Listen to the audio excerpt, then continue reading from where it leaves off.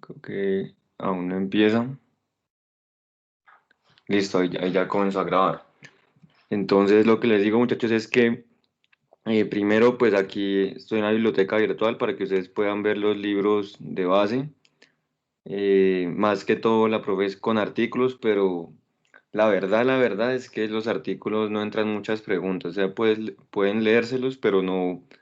Yo me acuerdo que algunas 4 veces en todo el semestre salieron preguntas de ahí. Entonces, las que pueden usar es Clinical Key y Eureka como referencia, ¿sí? Porque en Clinical Key hay un libro y en Eureka hay otro que son los más de base. El de Clinical Key se llama Comprehensive. O sea, yo igual les mando el link, pero si quieren ahí acceder rápido para mostrárselo. Eh, uy,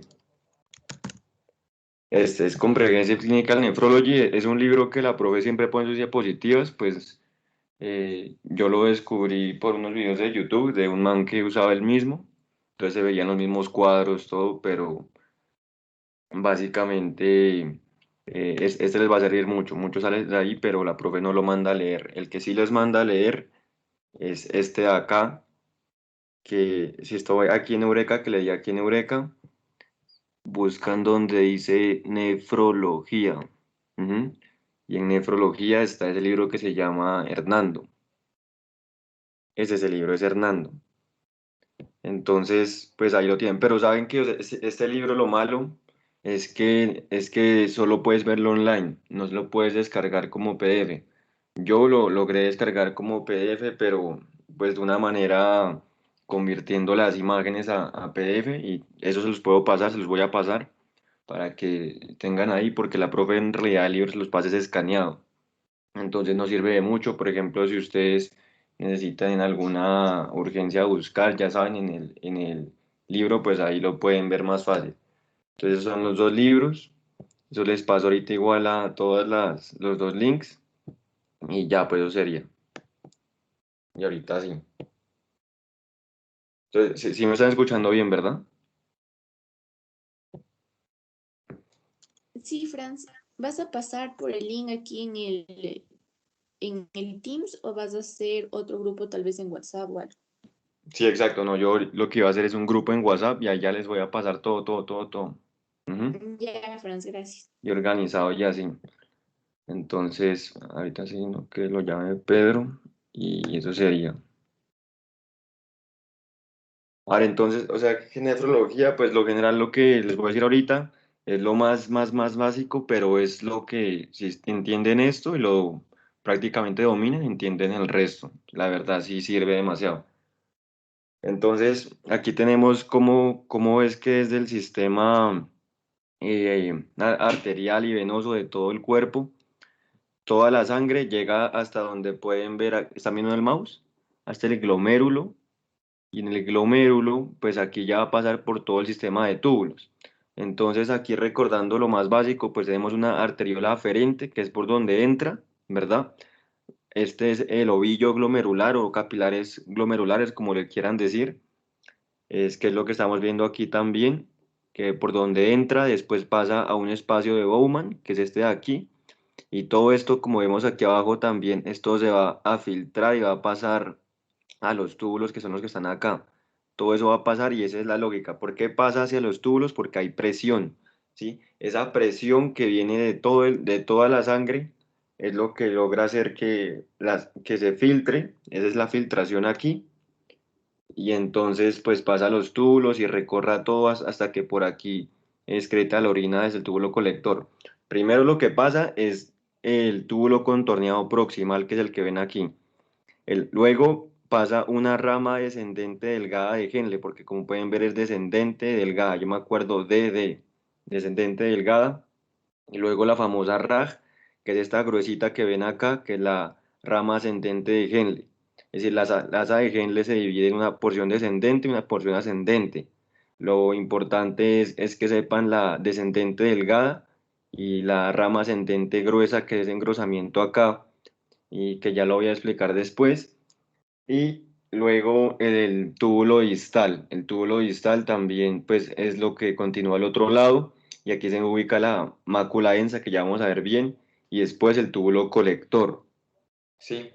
Pero básicamente pues este es un dibujo que es explicativo, en realidad eso está como doblado, ¿sí? Lo que le quiero decir es que la mácula densa, la que ustedes ven aquí, eso no está solo, esto conecta esta parte de aquí con esta parte de acá. Entonces, ¿cómo? Pues de esta manera, porque de esta manera es que en realidad está doblada la nefrona, haciendo que la mácula densa esté en las mismas partes, ¿sí? Y ya aquí conecte, y eso es súper importante por lo que ya vamos a ver después. Sí, pero es decir, todo el proceso que tienen que saber básicamente es la reabsorción, la secreción y la excreción. Es decir, todo eso que pasó por aquí, ¿sí? Todo lo que se filtró de la sangre se filtró y pasó a los túbulos y luego va a ser orina. Todo eso es lo que vamos a jugar todo el semestre, es el mismo juego que ver cómo se modifica el filtrado glomerular, que aumenta, que disminuye, es decir, que va a salir más en la orina, menos en la orina y según eso ver las enfermedades. Entonces, generalmente, pues lo que se debe filtrar son células, lo que no se debe filtrar son células ni proteínas, eso nunca debe estar en la orina, nunca debe haber en la orina ni células ni proteínas, eso es malo, ¿sí? De lo que sea. Entonces solo tiene que haber electrolitos y también pues otros productos de desechos, como ya saben, la urea, amonio, desechos nitrogenados, pero todo lo que pasa es que va a haber la reabsorción en los túbulos, la secreción y la excreción. ¿Sí? Excreción es lo que va a la orina, es distinto a la secreción, porque la secreción es lo que pasa de los capilares de la sangre hacia los túbulos, ¿sí? Es decir, el que es algo como yo lo pensaba como que sea una vía tramposa, es decir, que no pasa directamente como todos los demás electrolitos, algunos desde la sangre pasa al ovillo glomerular y después pasa a los túbulos, sino que no se salta esta vía y en esta vía salta directamente desde la sangre a uno de los túbulos. Sí, esa es la secreción de la sangre a los túbulos. La reabsorción es lo que de los túbulos, es decir, que se filtró por aquí, va a volver hacia la sangre. Entonces va a hacer todo lo que se reabsorba, va a aumentar en sangre, ¿sí? Y todo eso es por una regulación hormonal y va a cambiar el filtrado glomerular. Esa es en sí la idea. Entonces, eso es lo que es más fundamental y eso es útil todo el semestre esto es imprescindible. Entonces, en el túbulo contorneado proximal, túbulo proximal, que también se llama, como pueden ver, un túbulo recto proximal, como pueden ver, esto es la nefrona proximal, es lo mismo, nefrona proximal es lo mismo. Eso le pueden decir como otra manera, pero es lo mismo básicamente. Se reabsorbe el 65 al 70%, uy, se cambió, el 65 al 70% de toda la reabsorción, es decir, casi todo, ¿sí? Es decir, nosotros tenemos que considerar que en el túbulo proximal apenas entra toda la sangre filtrada, todo el filtrado, apenas entra, se va a reabsorber, esa es la idea.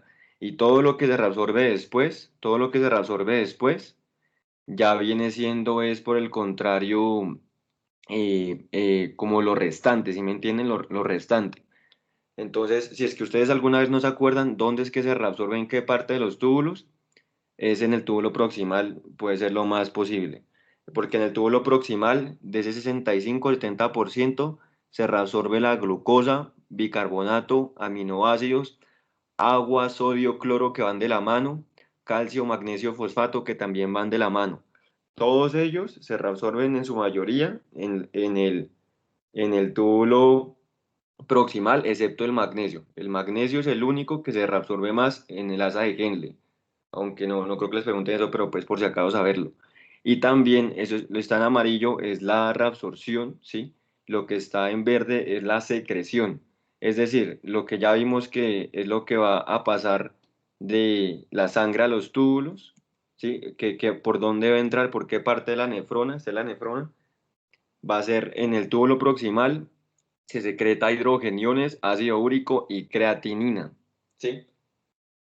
Y otros también, pues son los más importantes. en el asa de Henle, esto debería estar, si está en amarillo, esto aquí se reabsorbe es agua, es lo más importante que tienen que saber.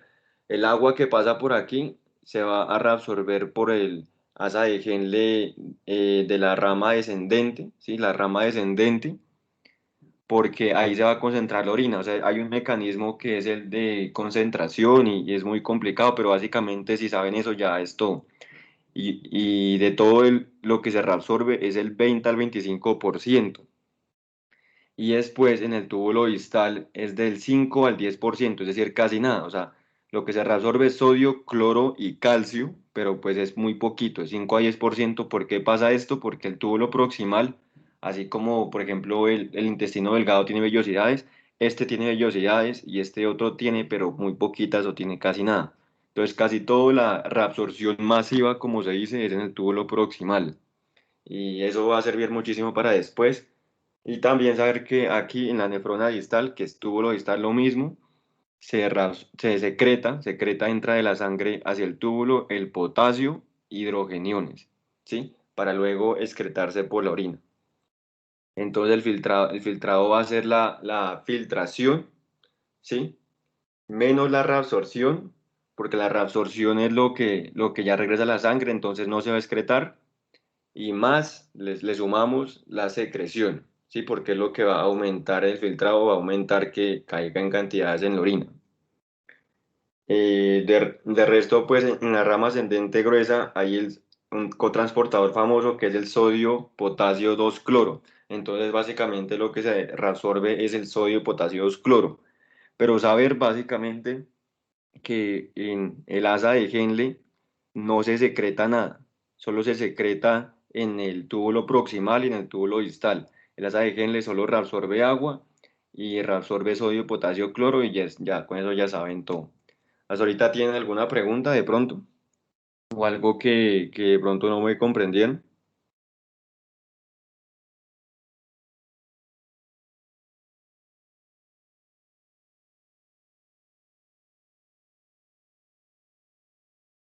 Listo, entonces pues lo que les decía de la mácula densa. La mácula densa básicamente es esta porción que conecta aquí, que como les dije, esa es la nefrona bien dibujada. Entonces, esta pequeña parte que vemos aquí, aquí lo vemos agrandado, ¿sí? Sí, la mácula densa se ubica entre la porción ascendente del asa de Henle y el túbulo distal, sobre todo en el túbulo distal, como vemos acá.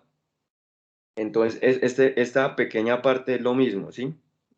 Entonces por aquí viene la arteriola aferente, la arteriola eferente. Aquí está el lumen del túbulo, que es el túbulo que está ascendiendo aquí, ¿sí? Y eso es importante porque aquí viene la secreción de renina, eso es lo que tienen que saber y ya pues ahí están. Ese es el aparato yuxtaglomerular, es que se llama, ¿sí? Porque está paralelo, está adyacente al glomérulo, ¿sí? Entonces es yuxtaglomerular.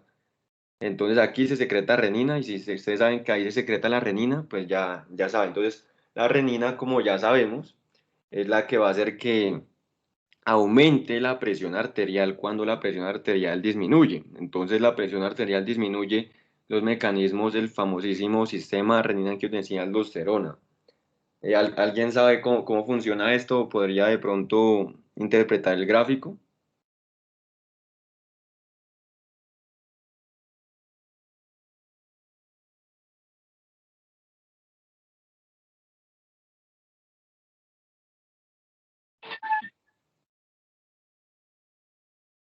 Si alguien creo que habló por ahí.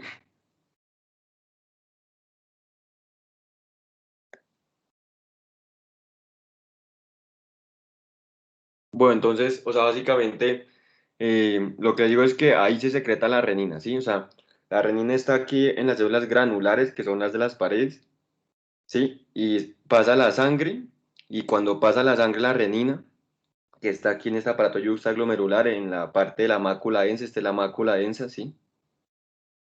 Entonces, vamos a pasar todo esto, ¿sí? Se secretó la renina, como vemos acá, entró a la sangre, ¿cierto?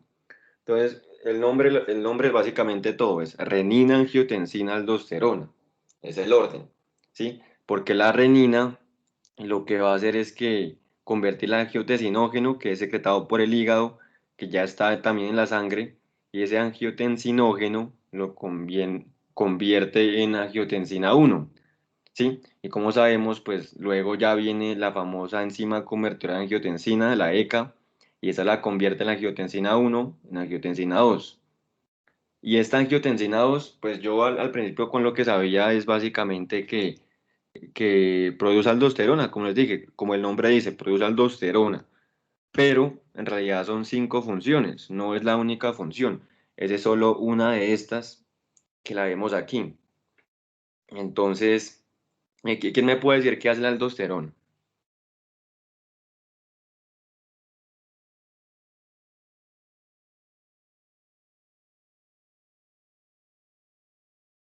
¿Alguien sabe qué hace la aldosterona? Guarda el potasio. ¿Cómo, perdón, Javi? Guarda el potasio. Que lo guarda como si lo guarda. O sea, evita que se secrete potasio en la orina. La aldosterona es al revés. O sea, tienes la idea, pero es al revés, exactamente. La aldosterona lo que hace es guardar o reabsorber, ¿sí? Reabsorbe sodio, cloro y agua, que siempre van de la mano. Sodio, cloro y agua van de la mano. Y excreta el potasio. La aldosterona lo que hace es eliminar más potasio por la orina, ¿sí? Entonces excreta el potasio. Eso es lo que hace la aldosterona. Secreta el potasio. Es pues, una de las funciones de todo esto, ¿sí? O sea, aldosterona siempre de memoria, eso es los principales, pues reabsorbe sodio y elimina potasio, ¿sí? Entonces, ahí, sabiendo eso, pues ya básicamente es todo.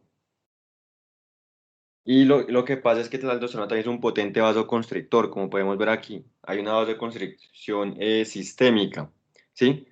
Y va a actuar, esto de pronto es difícil de comprenderlo al principio, que también vasoconstriñe la arteriola eferente, pero esto lo enfocaremos después porque uno se olvida de eso. Otra función es que actúa en la nefrona proximal, en el túbulo proximal, que pues también eso es difícil de recordar, pero si pueden recordar ahorita sería mejor. Y ahí también va a reabsorber sodio y agua, ¿sí?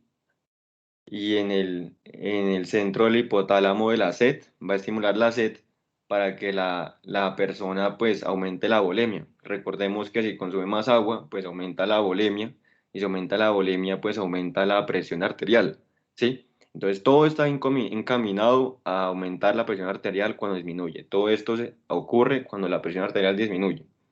Y sabiendo eso en todo el semestre, ya pues es el mecanismo que va a ser fácil comprender todo. Entonces, ¿hasta ahí tiene alguna pregunta, algo que no entendieron para ya pasar bien a lo que es los temas en sí de los capítulos? Si quieren, le repito algo, cualquier cosa.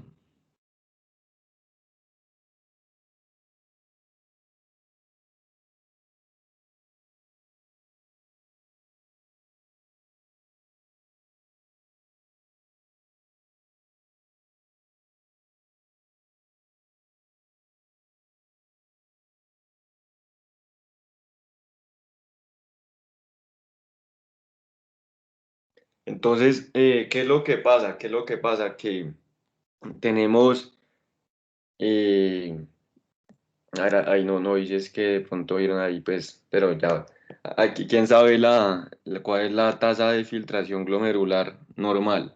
¿Cómo el valor? O sea, ¿cuánto es la filtración glomerular normal? Pronto, Pedro. De 90 a 120 ml por minuto. Bien, bien, esa exactamente. La tienes clara, o no sé si lo viste, pero igual la tienes clara. Ajá, esa es la filtración glomerular que nosotros analizamos clínicamente, como decía la profe, pues eso es clínicamente, ¿sí? Pero básicamente, o sea, pues claro, es clínicamente, pero fisiológicamente se habla del famoso 125 mililitros por minuto, que si multiplicamos por las horas del día, que son 24, nos da 180 litros al día.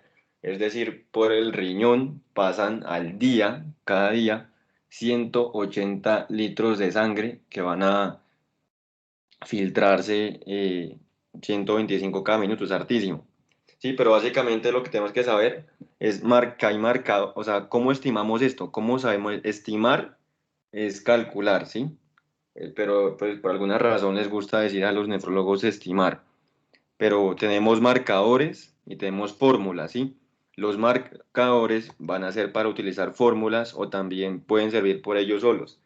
Hay tres marcadores, o sea, tres componentes de la sangre que nos van a ayudar a ver cuánto es esta tasa, ¿sí? Si está bien, si está menos, si está más, ¿cierto? Entonces, básicamente todo lo que sea menos de 90 es filtrado bajo, desde 89 para abajo. Y todo lo que sea más de 120, eso es filtrado alto, ¿sí? O sea, es hiperfiltración, que pues ya veremos cuándo se presenta eso, pero pues hasta ahorita esto es lo ideal saber. Tenemos la urea, la creatinina y la cistatina C. Son los tres marcadores que vamos a ver. Hay más, sí, hay más la inulina y otros radionúcleos que se llaman, pero pues no son importantes, pero estos son los endógenos, ¿sí? Son endógenos. Los exógenos, que son la inulina, entonces toca inyectarlos, entonces pues era muy nocivo para el paciente y no se usan. Pero estos marcadores nos sirven para las fórmulas que son tres. Este nombre que yo lo digo como Cockcroft Gold, que no sé si esté bien pronunciado, pero siempre es difícil. El Cockcroft Gold es la primera fórmula, el MDR es otra fórmula que no sé si la han escuchado, pero pues ahí está. Y el CKD-EPI, aquí está escrito, es CKD-EPI, ¿sí? El CKD-EPI, este es la más nueva, y pues ya veremos cada una cómo es. Pero primero los marcadores que les nombré, la creatinina, la urea y la cistatina C. Esto es lo que tienen que saber. Si ustedes saben esta tabla, que pues lastimosamente está en inglés, pero ya les explico, ustedes ya tienen algunas cuantas preguntas ganadas, ¿sí? Y esto de aquí que ustedes pueden ver acá es qué hace que un marcador sea mejor que el otro. Entonces, básicamente, lo que hace que un marcador sea mejor que el otro es que tenga producción constante, que sea seguro bajo costo, que sea una prueba conveniente, que es casi lo mismo que decir que sea una precisión reproducible sin interferencia, es decir, que se pueda hacer, ¿sí? Y que tenga conveniente también por costo, por todo lo mismo, que tenga una rápida difusión en el espacio extracelular, que no sea una proteína, es que una filtración libre, porque claro, si es que sea una proteínas de la sangre, no va a pasar, como yo les dije, no se deben filtrar ni proteínas ni células, no se va a pasar al filtrado o va a pasar menos, entonces no debería tener eso, que no tenga eliminación extrarrenal, no tenga secreción tubular y no tenga reabsorción tubular. Esas preguntas, créanme que alguna vez les va a salir alguna de estas. Las que yo subrayé aquí son las más importantes, ¿sí? Esas son las más importantes, que sea una producción constante, es decir, que no varíe mucho, ¿sí? Que no se produzca a veces menos, a veces más, que no sea reabsorción tubular, porque si se reabsorbe, pues va a haber menos en la orina. Eh, claro, entonces, no, mentira, va a haber más en la sangre, porque eso se mide en sangre. Que no tenga secreción tubular, porque también se va a excretar más por la orina, y no tenga eliminación extrarrenal. Entonces vamos a ver que esto del peso a nadie le importa, la verdad, pero pues ahí yo he visto a veces que se ha preguntado esto del peso. La creatina 113 Daltons, la urea 60 Daltons, la estatina 13 Daltons. Puede ser una pregunta capciosa, pero pues en realidad ahí está por si acaso. La creatina es un producto de las proteínas, ¿sí? De los aminoácidos, de los aminoácidos, la urea de las proteínas. La cistatina C es una proteína básica no glucosada, glucosilada, pues alguna vez también preguntó eso. Básicamente aquí está el resumen de todo, ¿sí? Y lo que es pregunta siempre característico es, bueno, ¿y esto qué va a infraestimar o supraestimar? ¿Qué significa eso? Significa que te va a dar un valor de filtrado mayor o un filtrado menor del que en realidad tiene el paciente, ¿sí me entienden? Eso es el famoso infraestimar, supraestimar o sobreestimar, como quien diría. Sobreestimar, subestimar, que es lo mismo, ¿sí? Entonces aquí te dice, por ejemplo, que la creatinina tiene eliminación extrarrenal, la urea también, y la cistatina C prácticamente no tiene, ¿sí? Y aquí te dice que la creatinina, lo importante saber es que esta se filtra, se secreta y se excreta en la orina. ¿Dónde se secreta? En el túbulo proximal, como les mostré en el otro gráfico. La urea se filtra, se reabsorbe en el túbulo proximal y también en el distal y se excreta en la orina. Entonces, la creatinina va a infraestimar o supraestimar, la urea va a infraestimar y la cistatina C por su lado va a filtrar, reabsorber y catabolizar, ¿sí? O sea, lo que se reabsorbe, que no es bueno, porque no debería tener reabsorción, como dijimos, se va a catabolizar, entonces, aunque se reabsorbe, eso no importa. Pero como vemos, pues prácticamente para ver cómo es filtrado glomerular, todos se van a filtrar, todos se filtran y lo que cambia es el resto. Y si ustedes saben que infraestima, supraestima y esta infraestima, pues ya saben, pues básicamente todo. Y ustedes, según eso, pues, ¿qué piensan, Estefan? Estefan, ¿y cuál crees que sea el mejor marcador de los tres?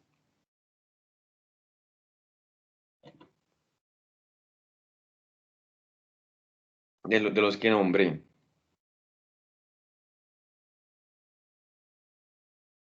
Chusa, Franz, es que sí te dije que tengo la prueba, entonces no estoy al 100 en la clase, disculpa.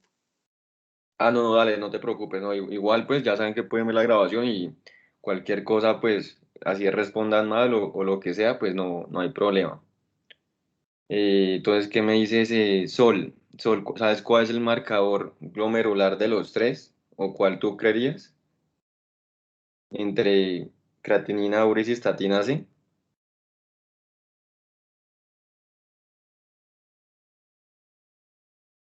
La creatinina. ¿La creatinina? No sé. Sí, o sea, básicamente eso es muy discutible, pero el mejor marcador, para que usted le tenga en memoria, el mejor marcador es la cistatina C, ¿cierto? Pero eso no significa que ese es el más común o el más usado. El más famoso y el que es mejor para, en cuanto al ámbito médico, por economía sobre todo, porque es más barato, digámoslo así, es la creatinina. Sí, la creatinina es el más barato. La urea, eso ya es prácticamente obsoleto, pero sí se pregunta todavía de eso. Y la cistatina C, ¿por qué es el mejor? Porque como dijimos, se filtra, se reabsorbe y se cataboliza. Es decir, que lo que se reabsorbió no importa, ¿sí? Porque igual se va a catabolizar y no va a influir en el resultado de la muestra que para estimar la tasa de filtrado glomerular. Como le coloqué aquí, estimar, recuerden lo mismo que calcular la tasa de filtrado glomerular, la TFG, ¿sí? Que igual se llama en inglés, pues, GFR, que es Glomerular Filtration Rate, si está bien dicho. Ajá. Entonces, eh, y pues eso, ahorita otra cosa que si pueden acá, ya les mando foto, es o no, mejor no, pero, o sea, recuerden que los valores, estos son los que dio la profe, son de 40, de 10 a 40 es la urea y no es lo mismo que el boom va de 5 a 20, o sea, prácticamente es lo mismo, pero el boom incluye otras cosas más, ¿sí? Entonces, el BUN es de 5 a 20, la urea es de 10 a 40 y la creatinina, la famosa creatinina, que es lo que se puede usar individualmente también, o sea, no solo como yo les dije que todo esto era para calcular en fórmulas, pero también se puede medir la urea y la creatinina en sangre y ver aproximadamente cuánto es, ¿sí? Entonces, la creatinina es de 0,7 a 1,3 o de 0,6 a 1,1. Y yo les recomiendo que estos valores, los que se aprendan, es los más altos. Los mínimos, pues no importan mucho. Solo importa saber si es que está alto o está, porque abajo nunca va a estar, ¿sí me entienden? Entonces, esto varía, o sea, varía porque la creatinina también dicen que es no bueno, porque no es preciso, pero es lo barato de lo que hay, ¿sí? Porque, como dice acá, esto varía según la masa muscular y el consumo de proteínas en la dieta, ¿sí? Es decir, o sea, tienen que recordar que cuando va a supraestimar o infraestimar, yo dije infraestima o supraestima. Si la persona tiene mayor masa muscular, por cualquier razón, sea porque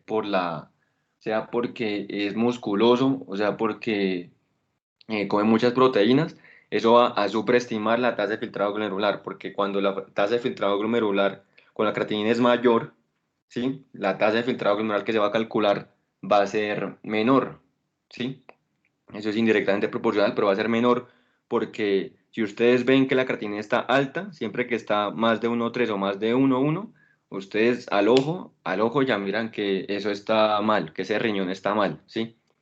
Pero eso puede ser un falso positivo, puede ser falso eso porque la persona sea musculosa, entonces no va a ser de confiar eso, o porque la persona ingiere muchas proteínas, también puede ser, ¿sí? Y por ejemplo, otras circunstancias que hacen que sea menor, lo que disminuya la masa muscular, eso va a infraestimar, ¿sí? A mayor masa muscular se supraestima y a menor masa muscular se infraestima y el concepto con eso lo tiene, ¿sí? Se dice que, por ejemplo, las personas de raza negra también son más acuerpadas, pues entonces ellas también se dice que tienen mayor masa muscular y ellos supraestiman, ¿sí? Si es puede ser una pregunta eso. Las personas ancianas tienen menor masa muscular, infraestiman. Las mujeres se dice que también tienen menor masa muscular, entonces infraestiman. Y ya, eso sería pues todo en cuanto a estos marcadores. Luego les voy a mostrar ahí al final unas preguntas para que vean que las respuestas están acá. Entonces, ya después de los marcadores vienen las tasas de filtración glomerular. Las tasas de filtración glomerular, bien, se calculan, como ya dije, con el Cockcroft-Gold, que es la primera fórmula, el MDRE y el CKEPI, que no sé por qué aquí siempre puse al revés, CDKEPI, es CKDEPI, ¿sí? Como está acá. Entonces, esos conceptos son conceptos de preguntas, son sacados los artículos que, es el artículo que más me acuerdo yo que salía en los exámenes, ¿sí? Unos artículos en inglés que, o sea, yo todo lo que les pase va a ser traducido porque pues ya saben, pues para facilitarnos las cosas, pero si tienen inglés, pues perfectamente igual. Y esto pues sirve así para que me entiendan que el Cockcroft Gold supraestima la tasa de filtrado glomerular o infraestima también. El MR siempre va a infraestimar, no va a supraestimar. Y el CKEPI es la más precisa. Ese es como, por así decirlo, el gol estándar para medir la tasa de filtrado glomerular. Lo mejor, entonces, lo mejor de lo mejor, siempre va a haber cistatina C con CKEPI. Porque como les dije, pues usamos este para calcular este, ¿sí? Pero lo que se acostumbra a hacer más bien es medir las dos de una vez, ¿sí? Creatinina y cistatina C para calcular CKEPI. Es decir, en la práctica clínica lo que se usa es CKEPI porque es la fórmula más precisa. Las demás, Cockcroft Gold y MRD es como para preguntas de examen y todo, pero no es lo que se usa, ¿cierto? Entonces, tenemos que saber qué pasa si es que una persona ya nos llegó, no sé si se preguntaron eso, pues ya nos llegó el paciente con una masa muscular que es elevada, ¿sí? O sea, como dijimos, tiene su creatinina elevada porque el señor es musculoso o porque es un hombre de raza negra. Entonces, ¿qué pasa ahí? Nosotros lo que hacemos es medir el aclaramiento de creatinina que en 24 horas, ¿sí? Que es lo mismo que depuración de creatinina. Sí, eso es lo que, o sea, lo que estamos viendo ahorita es espontáneo, es una toma espontánea, una muestra de sangre y listo. Pero cuando pasa eso, lo que se acostumbra a hacer es, esas alteraciones van a afectar el resultado, entonces se miden 24 horas, todas las mediciones en 24 horas, solo para que lo sepan ahí. Entonces el Cockcroft Gold incluye en su fórmula el peso, es poco precisa, y si la tasa de filtrado glomerular es menos de 30. El MRE incluye la urea en su fórmula, porque así está diseñado, ¿sí? Las fórmulas son distintas matemáticamente, ¿sí? Porque claro, si no serían la misma fórmula, son distintas, aunque no lo crean, es pregunta de examen, pero y es poco precisa si es el filtrado glomerular mayor de 60, que es un filtrado bajo, pero está sobre el rango normal, que no llegue a ser eh, un filtrado de enfermedad renal crónica, que veremos después esos temas. Pero básicamente el CKEPI es más precisión si es mayor a 60 o si sea normal o sea menor a 60. El CKEPI siempre es preciso, es la más precisa. Y si ustedes saben pues que el Cochrane Gold se superestima en estas personas de acá, obesos, hematosos, embarazadas, mayores de 80, pues ya saben varias cosas, ¿sí? Y si el MR infraestima en estos, pues también ya saben para responder el examen. Entonces lo que les iba a mostrar acá, no sé si me permita aquí esto, abrir, listo, sí abrió. Era cómo calcular la tasa de filtrado glomerular. No sé si están viendo esta página, si la pueden ver.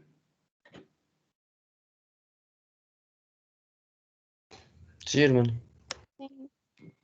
Listo, hermano. O sea, la vaina es que, pues, o sea, lo que le expliqué es, a la práctica es con esto. Esto está, si ustedes los buscan en su iPhone, en su Android, está en un, yo creo que alguna les mostró esto, este man con que se llama el Fusaro, ¿cierto? Les mostró este en fisiopatología.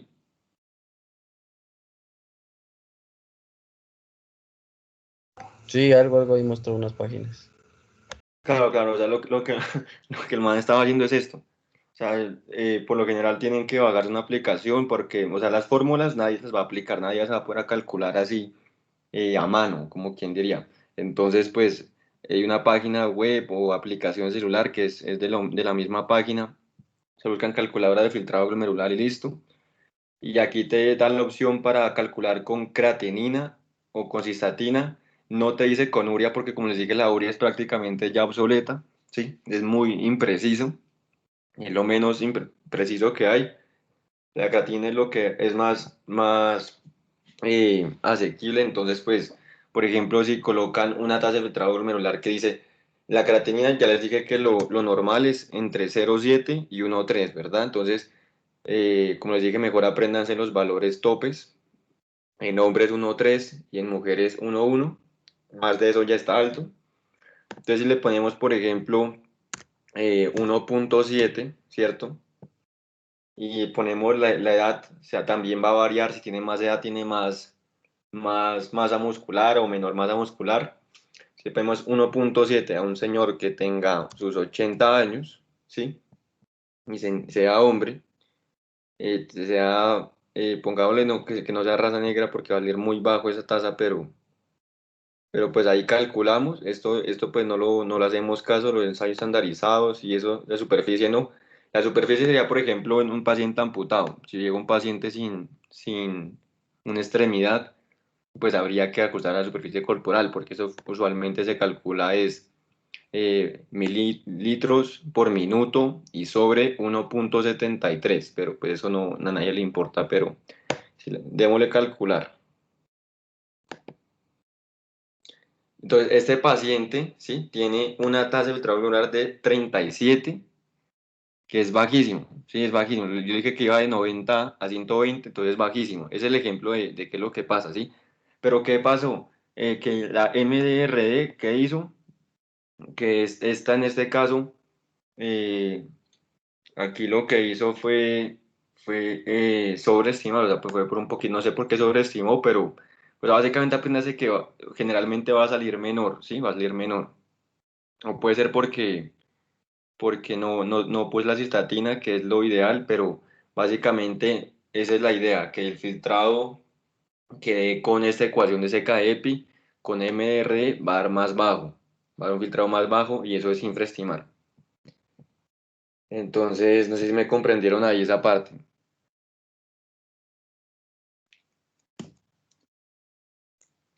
Entonces, todo bien hasta ahora, si han entendido.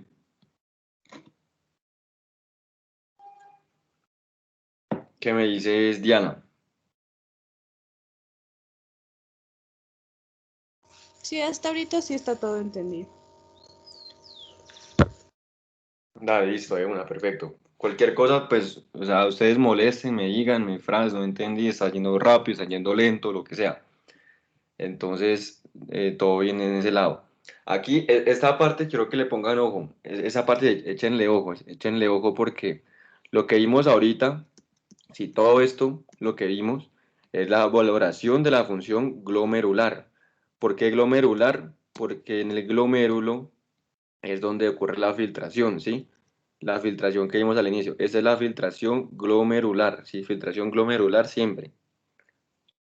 Pero lo que muchos olvidan es los túbulos, o sea, ¿qué pasa con los túbulos? ¿Cierto? Entonces, o sea, todas esas ecuaciones son para ver cómo está filtrando el riñón, la tasa de filtración glomerular, todo esto tiene que ver para evaluar al glomérulo. Pero ¿qué pasa? ¿Cómo valoras a los túbulos? Si está reabsorbiendo bien, si está excretando más, ¿sí me entienden?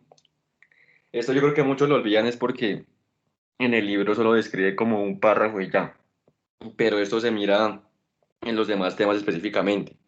Aquí está resumido todo, aquí está resumido y gráficamente también, que en el túbulo contorneado proximal, ¿cómo valoramos esto? Yo les dije, en el túbulo proximal se reabsorbe casi todo, el 65 al 75% de la reabsorción de todo el filtrado ocurre en el túbulo proximal. Entonces, básicamente, ¿cuál es el principal ion que se reabsorbe ahí?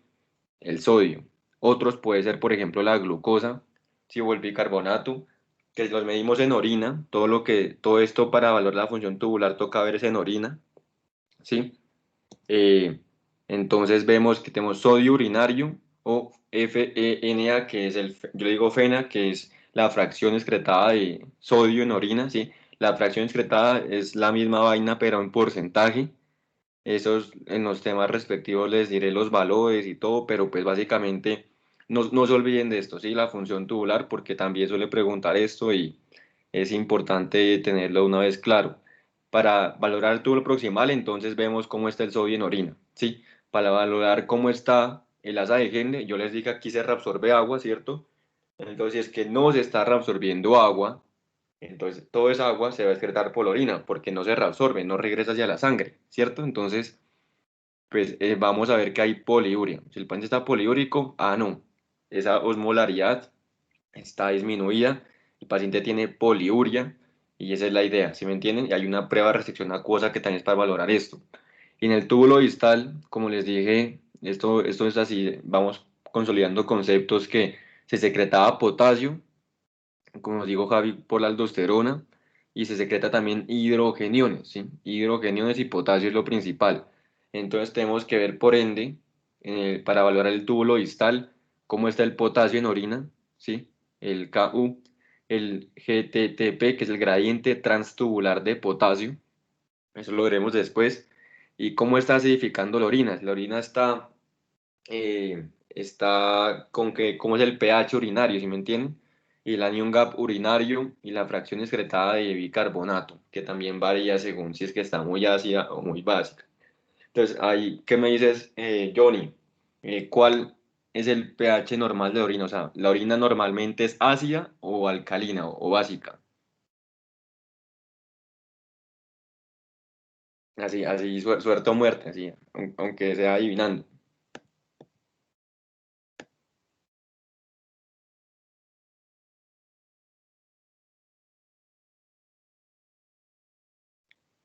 O de pronto, Javi, ¿sabes si el pH es ácido o básico?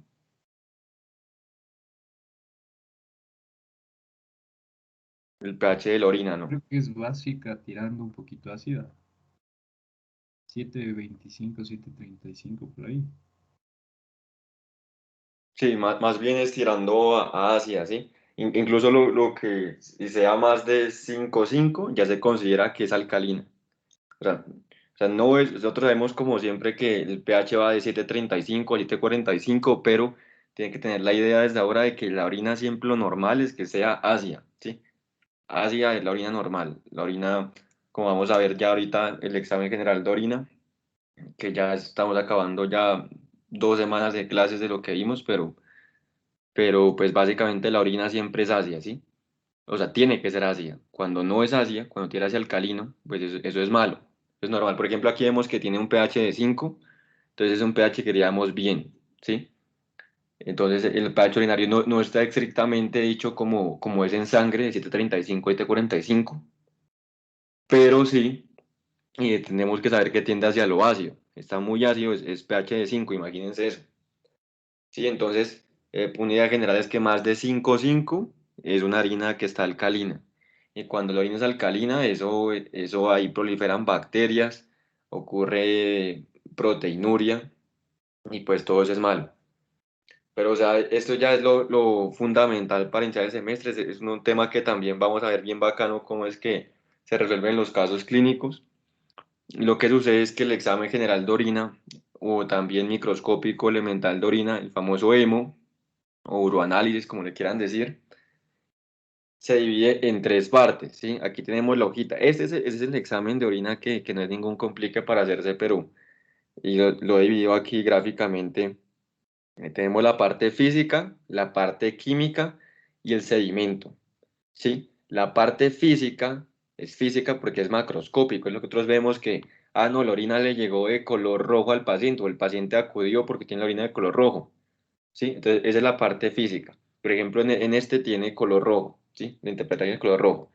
La parte física entonces valora el color, el aspecto, que es básicamente la turbidez, en este caso estaba turbia, la densidad, y el sedimento aquí se refiere como si tiene partículas que se puedan ver, ¿se me entiende? Entonces, esa es la parte física. Y aquí también faltaría eso que no se reporta usualmente porque es muy inespecífico, muy inespecífico el olor. Sí, ya vamos a ver, pero es la parte física. La parte química es la tira reactiva, que también la vamos a ver. Ese es lo más barato, es lo más común de usar. Y el sedimento, esa es la parte microscópica, que eso ya se mira, como no dice su nombre, en el microscopio, se mira así como hacíamos en microbiología. Hay gente que aunque no lo crean se pone a ver la orina en un microscopio. No, bueno, pues es lo que les toca hacer, pero pues ahí se mira más específicamente todo, es mejor, es lo más preciso, ¿cierto? Entonces, eh, ya vamos a explicar uno por uno, pero básicamente el examen de orina se divide en estas partes y eso es todo lo que hay que saber. La parte física, que es la que ya estamos viendo aquí atrás, entonces aquí les dejo algunos conceptos que son sacar los artículos. No vamos a profundizar porque pues esto es muy específico, no se pregunta tanto, pero por si acaso los dejo ahí, ¿sí? Y por ejemplo vemos que la orina, el color normal de la orina es este amarillo que todos sabemos que es en realidad el ámbar, el color ámbar que se llama es el normal. Aquí es una orina muy marrón, muy oscura, roja o verde, rarísimo. Pero que puede ser verde, puede ser por amitriptilina, espárragos, biliverdina, simetrina y pues muchos otros. Esto es básicamente preguntas que si ustedes pueden, en el examen les preguntan esto, eh, pueden buscarlo, ¿sí? O básicamente tener aquí la imagen, pero lo básico saber es que el color el rojo es por la remolacha, claro, entonces hacemos la relación rojo remolacha o moras, ¿sí? Y rojo en general también hematuria, ¿sí? Entonces el paciente dice que tiene sangre, que está orinando sangre, ¿sí? Entonces es rojo. O puede ser porque en realidad no está orinando sangre, pero se contaminó con la menstruación de la paciente, ¿sí? Entonces sería contaminación menstrual. O mioglobinuria, que puede ser producto de la rhabdomiólisis, también eso puede ser marrón a la misma vez. Ya como les digo, todo es inespecífico, esto no hay que enfatizar tanto. Y aquí, por ejemplo, ese es lo más específico de todo lo que ven acá. Aquí nos dice el artículo, nos decía que en la diabetes mellitus la orina huele a miel, ¿sí? Porque es dulce, entonces dicen que huele a miel, entonces pues es algo inespecífico, pero se dice también que cetoacidosis diabética, cetonas en orina, ¿sí? Huele también dulce, ¿sí? Si hay una fístula de la vejiga gastrointestinal, como conecta con los intestinos, pues es un olor fecal, ¿sí? Entonces son cosas específicas y raras, pero pues ahí lo tienen para cualquier cosa. Y también aquí la turbidez, aquí te dice, por ejemplo, las bacterias, los coágulos de sangre, el medio de contraste, todo van a alterar la parte física, que es lo que vamos a ver en el tarrito. Y luego de eso ya viene la tira reactiva, que es la segunda parte que les mostré. Y aquí, esta es una tabla de libro, ¿sí? Es una tabla de libro. Entonces, esta tabla, aquí salen las preguntas. Yo les voy a mandar una foto de esta para que puedan después resolver unos casos clínicos, que les voy a colocar al final, y van a ver que es súper fácil si es que, pues, miran la tabla. Básicamente es tener la tabla y no complicarse la vida, y ahí está todo. ¿Por qué? Porque la tira reactiva, como veíamos alguna vez en bioquímica nos tocó a todos, es comparar, como vemos acá, los colorcitos de la muestra, ¿sí? De la orina, los colorcitos del producto con la tira reactiva, que es esta la tirilla que también le dicen, la sumergen en la orina y comparan cómo están los colores, según te dice aquí los valores, pero es muy inespecífico, es un método semi-cuantitativo. Esto es por cruces, ¿sí? Eso significa semi-cuantitativo, que es decir, te dice, tiene proteínas, 3 cruces. ¿Qué significa eso? Que está varias proteínas. Si te dice proteína una cruz, es que son pocas proteínas. Y vamos a ver específicamente eso después. Lo mismo con las bacterias, lo mismo con la glucosa, todo eso. Entonces la tira reactiva nos sirve es para esas que están acá. Así que son las mismas que las veíamos acá. Entonces tenemos la densidad de la orina, ya les vamos a profundizar en todas estas. Pero decimos que un falso negativo, o sea, va a salir una densidad que es falsa cuando el pH de la orina sea alcalino, más de 6.5, o va a ser un falso positivo cuando haya proteínas más de 7, que es muchísimo.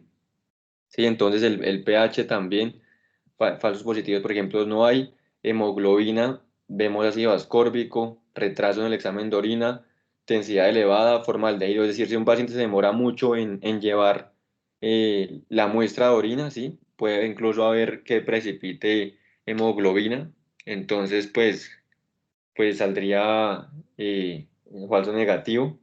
La mioglobina también, eso es importante por la rhabdomiólisis. ¿Quién sabe de pronto qué es rhabdomiólisis? Eh, es Camila. ¿Sabes qué es la rhabdomiólisis? No estoy segura, pero no es cuando se destruyen los miocitos. Sí, perfecto, sí, exactamente es eso, ¿sí? Pues mioglobina, rhabdomiólisis. O sea, el paciente hace por lo general mucho ejercicio o se la aplastó en el músculo, por ejemplo, le pasó una llanta encima, entonces rhabdomiólisis. Y los miocitos se van a destruir y ese es otro tema que hace la CPK, que así se mide eso, pero pues básicamente cuando pasa eso, cuando se destruyen los miocitos, el paciente hizo mucho ejercicio, por ejemplo, que fue al gimnasio y se rompió algún músculo, ¿sí? Entonces rhabdomiólisis o como les digo, también le cayó algún objeto encima, lo que sea, se destruyó el músculo, se destruyen los miocitos, como bien dijo Camila, se libera mioglobina, ¿sí? Se libera mioglobina y esta va a tender a ser confundida con la hemoglobina porque las dos van a dar un color rojo en la orina. Es lo que tienen que saber. El ejercicio intenso también va a confundirse con la hemoglobina, que es, o sea, todo eso es sangre roja, estamos viendo causas de sangre roja, ¿sí? La menstruación, claro que sí, puede confundirse en la muestra con que fuera orina, pero con que fuera orina con sangre, pero no es orina con sangre, sino que se contaminó con la menstruación, o hemólisis, ¿sí? Hemólisis también. Entonces, pues ahí vemos todas las causas, son demasiadas cosas como pueden ver ustedes acá, pero es lo que les digo, pues tengan la tabla a la mano, ahorita se las envió por WhatsApp. Os les voy a mostrar aquí también, no, yo creo que mejor así se las muestro. Y ahí podemos resolver, ¿cierto? Entonces, básicamente la tira reactiva, ¿por qué no es buena? Porque es inespecífica, porque tiene muchos falsos positivos y falsos negativos. Y para las evaluaciones, en el contexto, lo que tienen que saber ustedes es reconocer los falsos negativos y los falsos positivos. Y si ustedes saben estos o tienen la tabla a la mano, pues les va a ir súper chévere. Entonces, aquí lo que vamos a profundizar en el examen de orina es esto, esos conceptos los van a ver todo el semestre van a ver estos conceptos aquí, entonces pues es importante saberlos, entenderlos.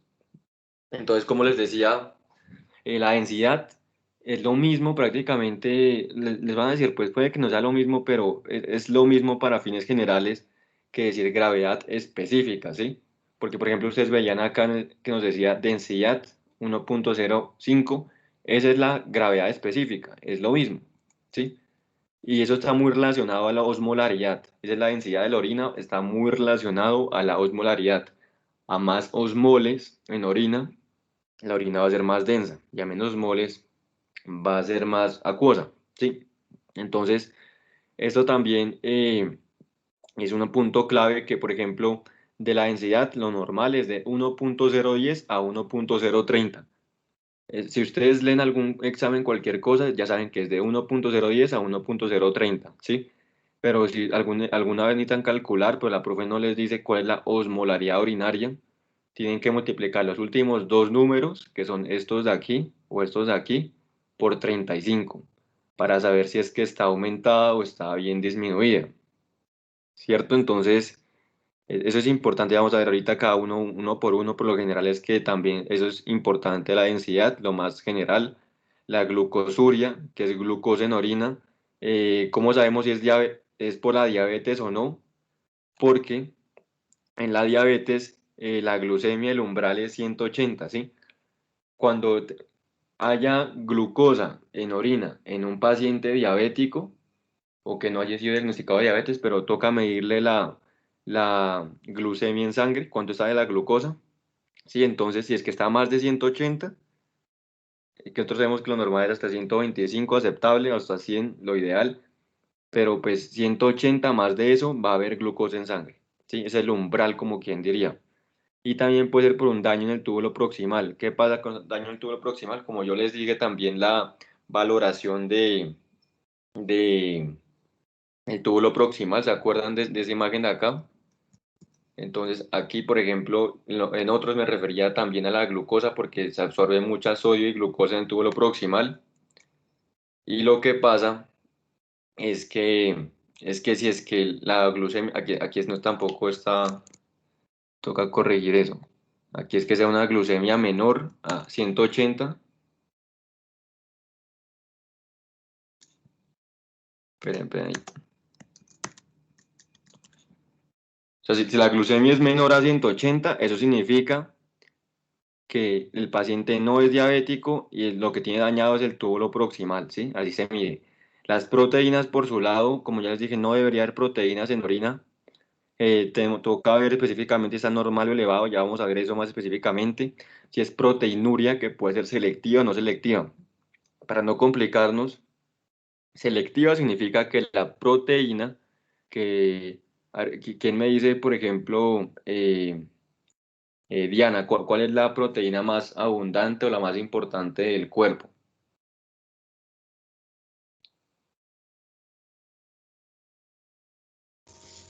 La albúmina.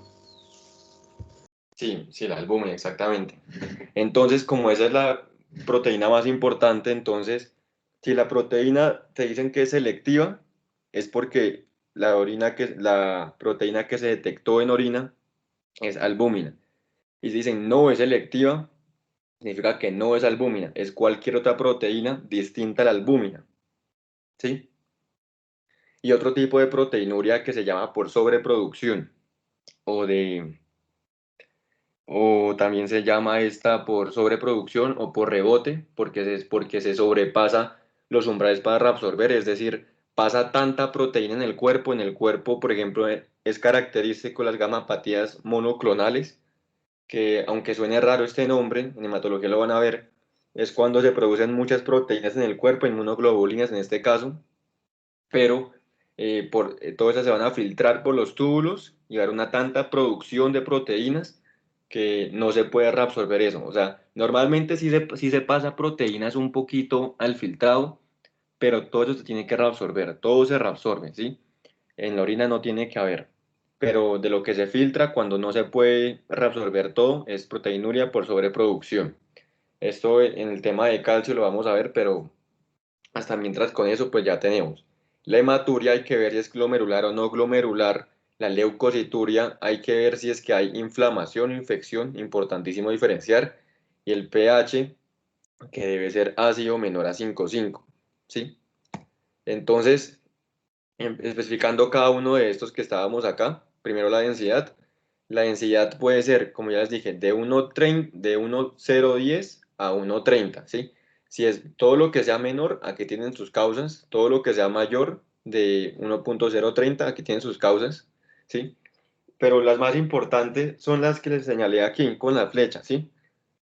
Si es que disminuye la densidad, está menor a 1,010, ¿cierto? Entonces, diuréticos. Por una causa de esto importante, diuréticos, y la otra es diabetes insípida. Sí, eso significa que a ver, ¿quién sabe de pronto, Johnny, qué es la diabetes insípida?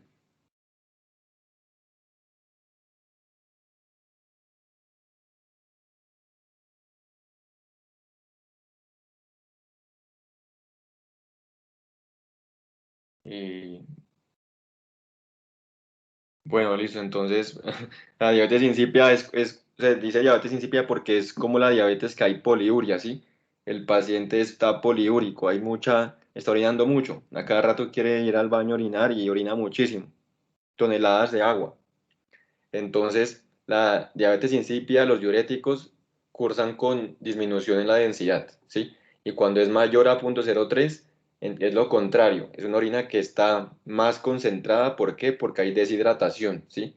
La orina como cuando uno va en la mañana al baño y uno mira que la orina está bien amarilla, eh, porque uno está en ayuno, por ejemplo, está deshidratado, ¿sí? Entonces, pues, es por eso, es la deshidratación la más importante. Y aquí, aunque suene raro, pues 1.010, que es un valor normal, pero cuando está mucho tiempo, ¿sí? Es anormal, ¿sí? Si a cada rato es 1.010 y eso no varía, se queda igual, eso significa que hay necrosis tubular aguda, NTA, o RC, que es enfermedad renal crónica. O sea, estas causas guárdenselas bien que les van a servir para interpretar los laboratorios. Y la proteinuria importante este es importantísimo que la proteinuria, esos valores tocas de memoria. Así les voy a enviar una foto ahí. A ver, le voy a tomar aquí un pantallazo también para que puedan ver después. Pero básicamente las proteínas, ¿qué es lo que pasa? La proteína tenemos normal, microalbuminuria o macroalbuminuria. Sí, entonces, o como le quieran decir ustedes, tenemos normal, moderadamente aumentado, es lo mismo que microalbuminuria, o severamente aumentado es lo mismo que macroalbuminuria, ¿sí? Macro severamente aumentado. Si es moderadamente aumentado es microalbuminuria. Y si es normal, ya vemos el rango. El rango normal es que sea menos de 30, ¿sí? Aquí AER, aquí como les coloqué, es la A es por albúmina, P es por proteína, ¿sí? Aunque dijimos que prácticamente es igual, pero no se mide igual, no son iguales los valores, pero con esta tabla ustedes ya saben prácticamente todo el tema. Entonces, la albúmina normal es hasta 30, tiene que ser menor a 30 para ser normal. Las proteínas con la P es menor a 150, ¿sí? Hasta 150 es normal. En el libro, por ejemplo, una confusión en el semestre que había es que en el libro dice de 40 a 80, pero se acepta más que sea hasta 150, entonces eso no le hagan caso a lo del libro, sino que hasta 150, ¿sí? Entonces, la albúmina también, eso es medido al día, no se puede medir al día o se puede medir en miligramos, gramos. Miligramos, gramos significa que fue una muestra espontánea, ¿sí? Que fue enseguida. Y si es al día, pues se midió durante 24 horas, que es más complicado, pero pues también se puede hacer. Y eso viene siendo menor a 30 la albúmina, ¿sí? La albúmina en orina menor a 30. La proteína en orina, proteinuria, menor a 150. Y pues esto no varía si es que sea al día, es prácticamente igual, ¿sí? Entonces, ¿cuándo es moderadamente aumentado? Cuando está entre 30 hasta 300, ¿sí? Más de 300 ya es severamente aumentado. La proteína es de 150 hasta 500 y más de 500 es severamente aumentado, ¿sí? ¿Y qué pasa con lo que yo les decía de las cruces, ese método semi-cuantitativo? Eso es importante que ustedes lo sepan, reconocer que es que si les dicen proteínas negativo, pues no hay proteína en orina. Y si les dicen trazas significa que está normal. Las trazas son que hay poquitica, como mínimamente proteína en orina. Trazas, eso es trazas, ¿sí? Trazas es normal, trazas no es patológico y eso quiero que lo tengan claro. También moderadamente aumentado puede ser mayor a una cruz. Una cruz es moderadamente aumentado y severamente aumentado es dos cruces o más, ¿sí? Eso es severamente aumentado. Por lo general les aparece tres cruces, por lo general. Pero como les digo, eso es inespecífico. y ustedes tienen que saber que una cruz es moderadamente aumentado, equivale a estos valores aproximadamente, y más de 2 cruces o 3 cruces es severamente aumentado, ¿cierto? Entonces, esa es una forma de catalogar a la proteína. Otra forma, ¿cuál es? Viene siendo la proteína si es subnefrótica, nefrótica o masiva. Se aleja muchísimo de esto. Nosotros ya pensábamos que más de 300 es muchísimo. En los síndromes glomerulares que vamos a ver después, es menor a 3.5 gramos, es decir, de 150 hasta 3.5, es proteinuria subnefrótica, ¿sí? Subnefrótica.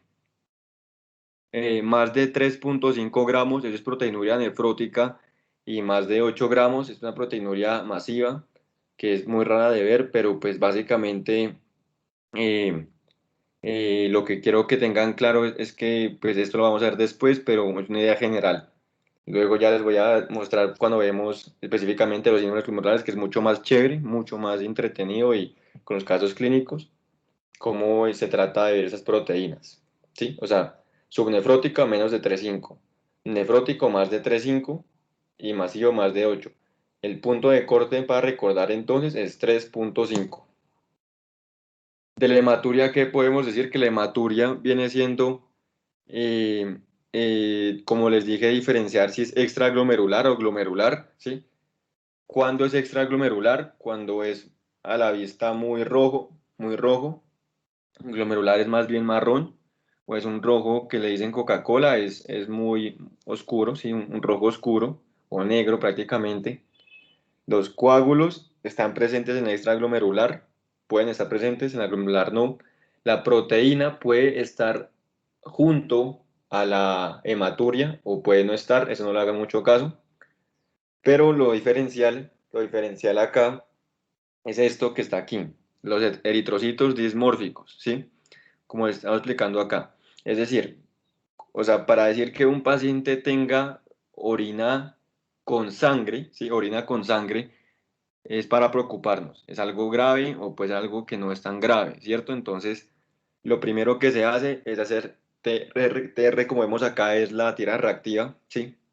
Tira reactiva, nos dice, hemoglobina está positivo, hay hemoglobina, es positivo, no es una cruz, es positivo aquí. Entonces, lo siguiente que hacemos es ver el sedimento, ver al microscopio cómo está esa orina y si hay eritrocitos que se puedan ver ahí. Si en el sedimento hay eritrocitos, el paciente efectivamente tiene orina en sangre, es hematuria. Sí tiene hematuria, tiene orina en sangre, tiene sangre en orina, qué pena. Y también, ¿qué pasa? Que si la tira reactiva sale positiva, le hacemos el seguimiento después, pero no hay eritrocitos negativos, no hay eritrocitos, no se vio. Ese paciente lo más probable es que tenga mioglobinuria, ¿sí? Que sea mioglobina, que no sea hemoglobina en realidad, porque les dije que había falsos positivos, sino en realidad sea mioglobina. ¿Y qué pasa si es que tenemos eritrocitos dismórficos, acantocitos, más menos proteinuria? Eso es hematuria glomerular. Entonces la clave aquí para diferenciar esto y nunca complicarnos la vida es lo que les he subrayado aquí en rojo, ¿sí? En esta parte de aquí amarilla. Eritrocitos dismórficos, yo nunca me acuerdo que me hayan colocado un valor menor a este, el valor no es importante también, pero es el porcentaje normal, o sea, no normal, sino que, o sea, que se suele evidenciar. Pero si ustedes leen eritrocitos dismórficos, esa hematuria es de origen glomerular. Pero si no hay eso y es isomórficos como ven acá, es hematuria no glomerular, ¿sí? No es glomerular, no viene del glomérulo. Entonces, ¿de dónde viene esa hematuria? Porque el paciente está orinando sangre, ¿sí?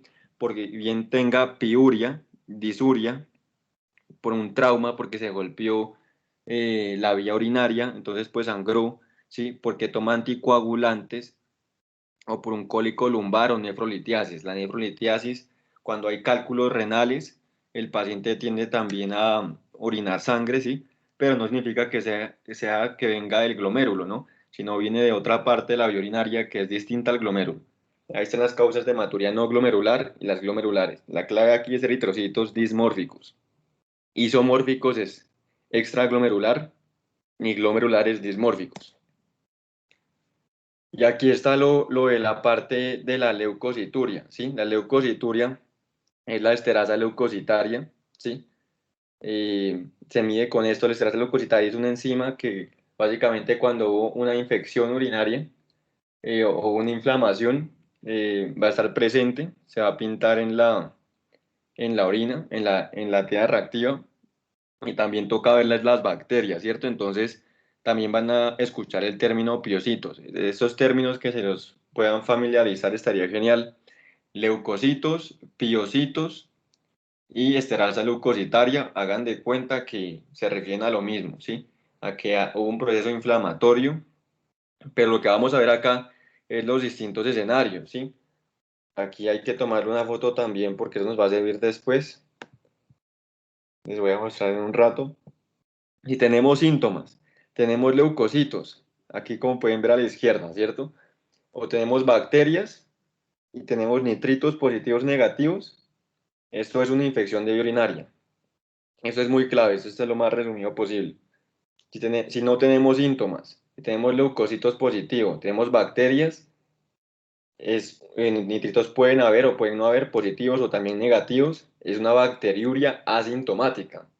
Si tenemos no tenemos síntomas, no tenemos leucocitos, pero sí hay bacterias, tenemos nitritos, o puede haber o no puede haber, eso es contaminación, ¿sí? Y síntomas negativos, leucocitos positivos, bacterias negativos, nitritos negativos, solo hay leucocitos. Si solo hay leucocitos, entonces esa es una inflamación que por lo general es túbulo intersticial.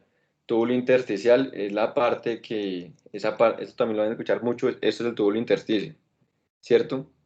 El túbulo intersticio es esa parte que está extracelular a los túbulos rodeando todo esto, ¿sí? Túbulo intersticial. Es el proceso inflamatorio que va a causar que haya leucocitos en orina, pero puede ser por otras causas inflamatorias, pero básicamente el paciente con una infección de vía urinaria, que se mira en el examen de orina, va a llegar con síntomas, ¿cierto? Entonces, si tiene síntomas positivos, no necesariamente significa eso, puede ser un falso positivo, pero ¿qué es realmente lo que nos confirma que el paciente tiene una infección de vía urinaria, como pueden ver acá? Que tenga leucocitos y bacterias a la vez, ¿sí? Eso es clave, eso es muy, muy, muy clave. Y eso no quiero que lo olviden porque si es que solo tiene el paciente, como vemos acá, no tiene leucocitos, solo tiene bacterias, eso es contaminación. Y para de contar, esa es contaminación si solo tiene bacterias, porque se recogió mal orina, porque no se limpió bien el paciente, ¿sí? O por alguna forma en la muestra de orina en el tarrito cayeron bacterias, que no significa que el paciente tenga una infección de vía urinaria, porque cuando hay infección de vía urinaria, los leucocitos están presentes siempre, ¿cierto? Nitritos, ¿qué son los nitritos? Los nitritos son un producto de la degradación de algunas bacterias, ¿sí? Pero pueden haber o pueden no haber. ¿Por qué? Porque los nitritos, estos los producen algunas bacterias, generalmente la E. coli, que es la causa más frecuente de infección de vía urinaria, sí la produce nitritos, pero otras no. Por ejemplo, la pseudomonas no produce nitritos. Entonces, básicamente, nitritos puede como afianzar la idea de que hay una infección, pero no necesariamente. Entonces, si hay leucocitos y también hay bacterias, el paciente tiene una infección. Si solo hay bacterias, eso es contaminación. Aquí la bacteria asintomática, ¿qué pasa? Que tiene leucocitos, tiene bacterias, pero el paciente no tenía síntomas, entonces, como le dice su nombre, bacteriuria asintomática, ¿cierto? Pero la diferencia contra la contaminación es que la contaminación tiene leucocitos, no tiene leucocitos, pero tiene bacterias. Entonces, ¿hasta ahí alguien tiene alguna pregunta o algo? Ya nos falta poco para terminar estos temas. Y ya al final vemos unas preguntas. ¿Alguien algo de pronto que no entendió esas partes?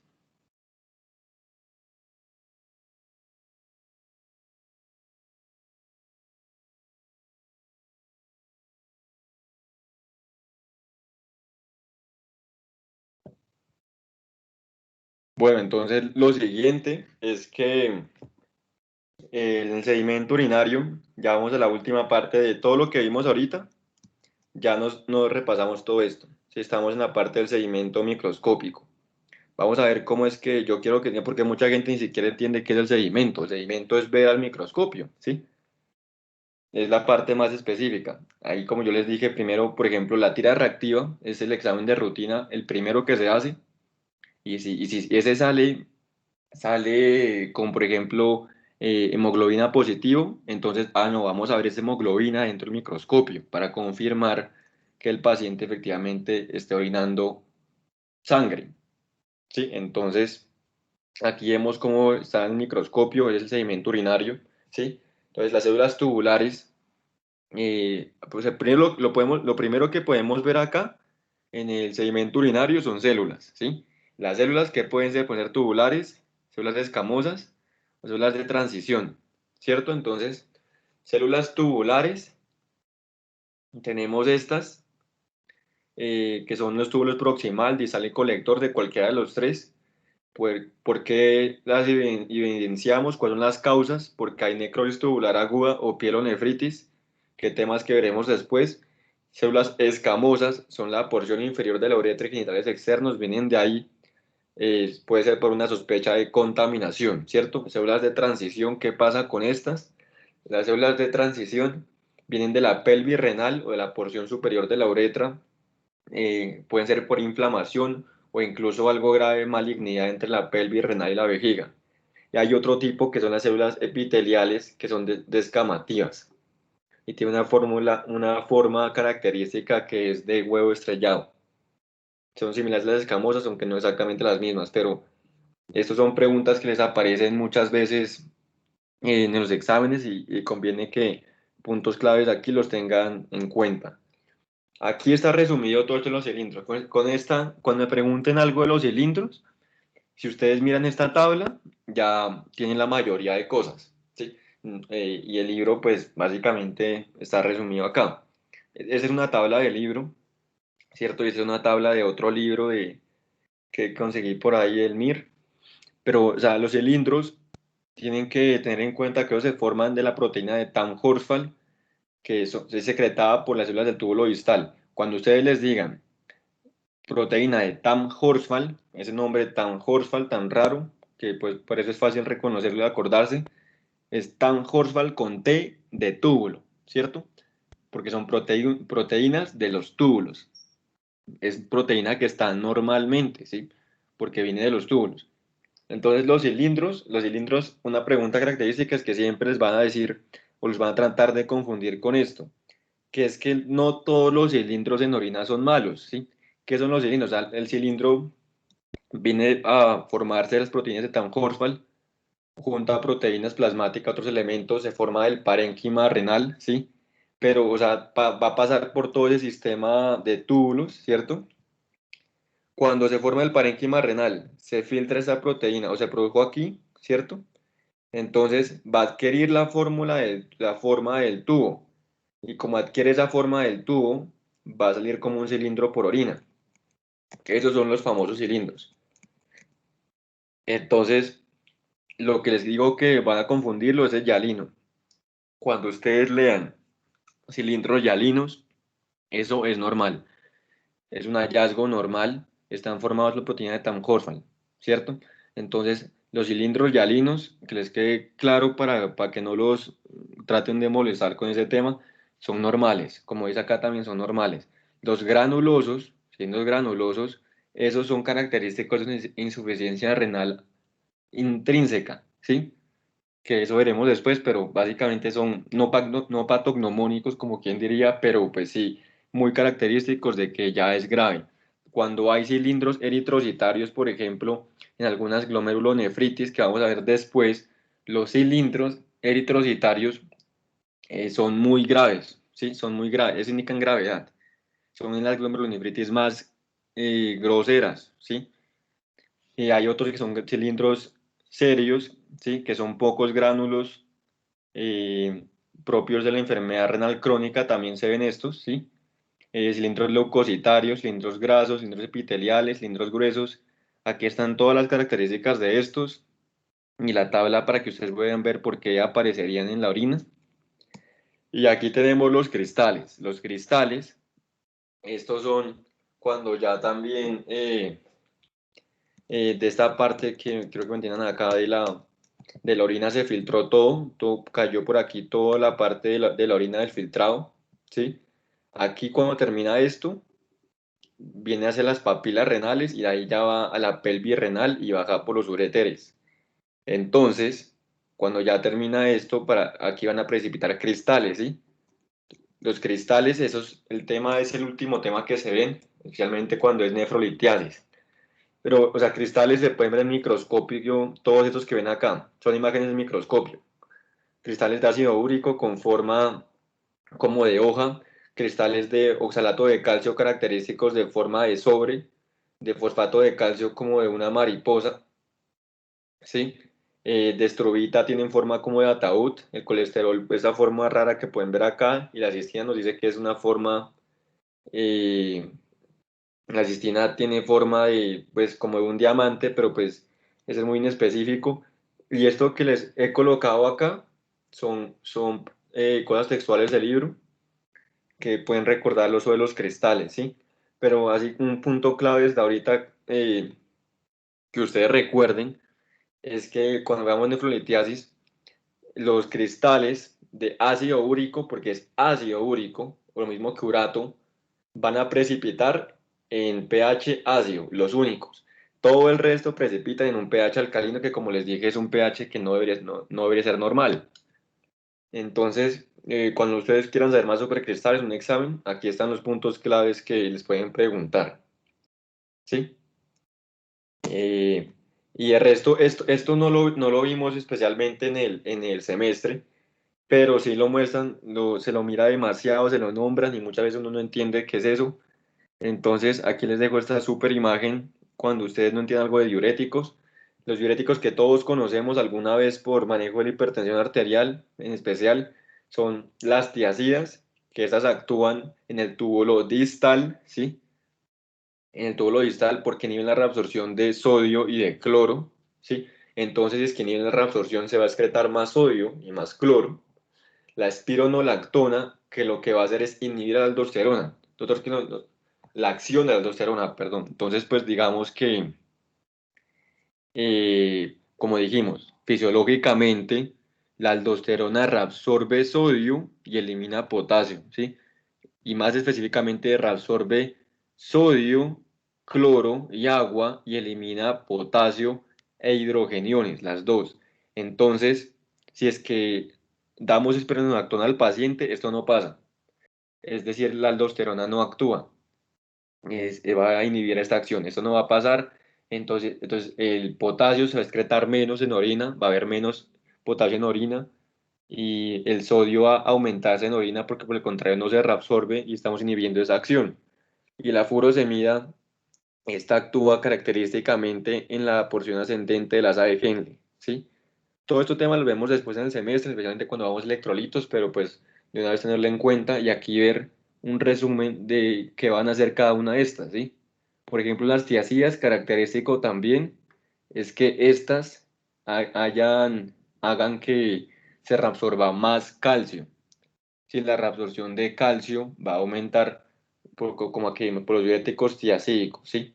El potasio, por ejemplo, casi todos los diuréticos es para que se excrete más cosas, ¿sí?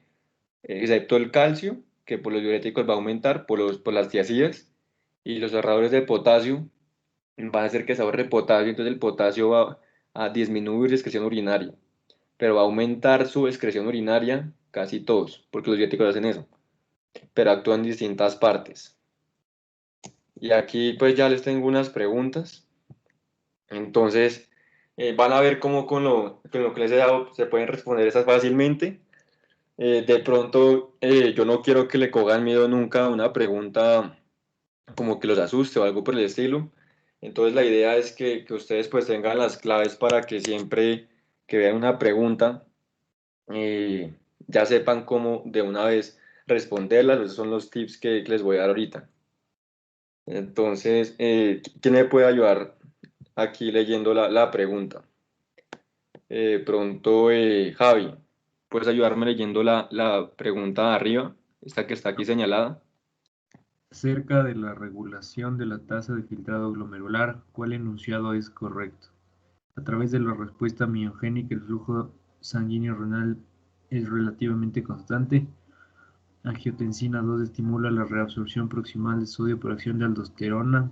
La mácula densa en la rama descendente delgada de Henle regula la filtración, la retroalimentación túbulo-glomerular. Las células yuxtaglomerulares de la arteriola eferente liberan renina en respuesta al aumento del estiramiento. Sistema renina-angiotensina-aldosterona. Listo, gracias. ¿De ahí te animas a escoger alguna respuesta? Así, si cualquier cosa fallas, no importa para nada. Si te animas a decir cuál crees que sea correcta.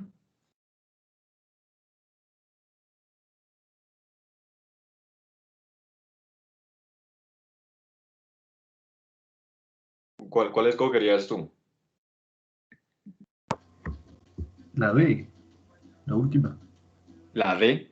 Sí, pues sea. ¿Por qué? Las células yuxtaglomerulares de la arteriola eferente liberan renina en respuesta al aumento del estiramiento.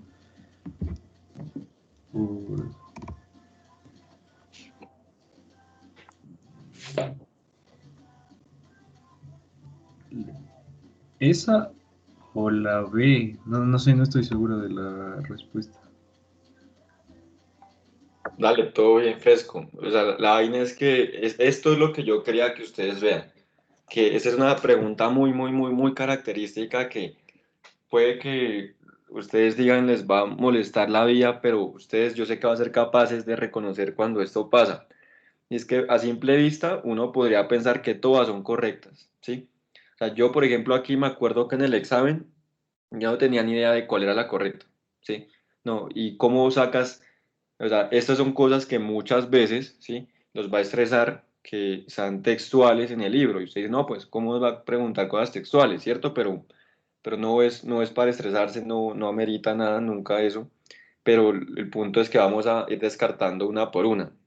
Entonces, ¿qué es lo que pasa? O sea, lo que quiero decir es que las preguntas están textuales del libro, pero lo que va a cambiar es una palabra. Entonces, con el conocimiento general que ustedes ya tengan, más ustedes identificar que siempre van a ser antónimos, ¿sí? Antónimos, que es lo contrario a sinónimos, ¿sí?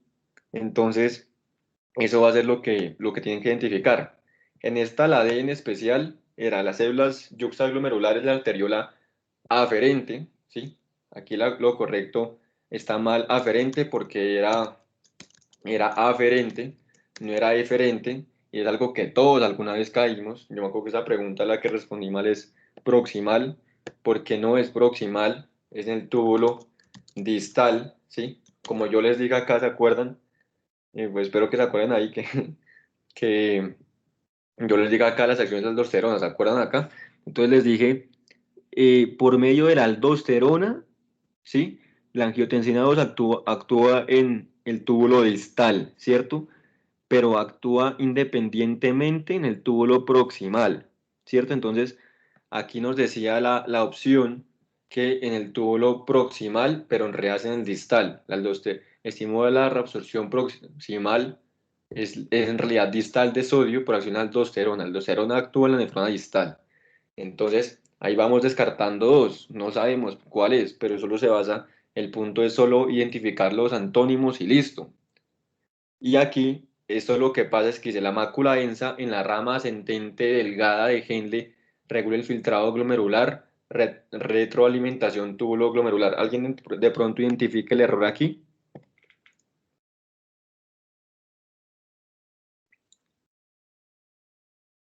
O sabe cuál es el error en esta opción, esa es incorrecta. ¿Dónde está el error?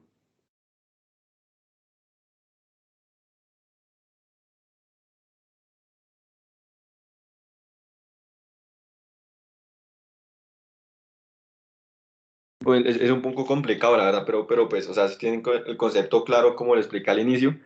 Una cosa que les dije muy clave, es que les dije que yo me acordaba de DD, ¿sí? Entonces, rama descendente delgada. Yo les dije acá, DD descendente delgada. y ascendente gruesa, ¿cierto? Es rama ascendente gruesa y descendente delgada. Entonces, sencillamente nos coloca rama ascendente delgada, eso no existe, rama ascendente gruesa. Esto está mal y lo correcto es gruesa. Entonces, por descarte, porque muchas veces las preguntas uno las saca es así, por descarte, la correcta es esta, era la A.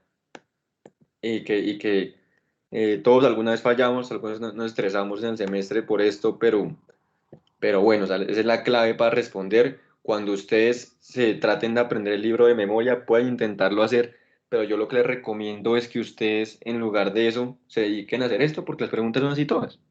Sí, las preguntas son, cambia una palabrita y ustedes cuando tienen el conocimiento claro en general, sin aprenderse de memoria, ustedes pueden ver que hay antónimos de todo esto.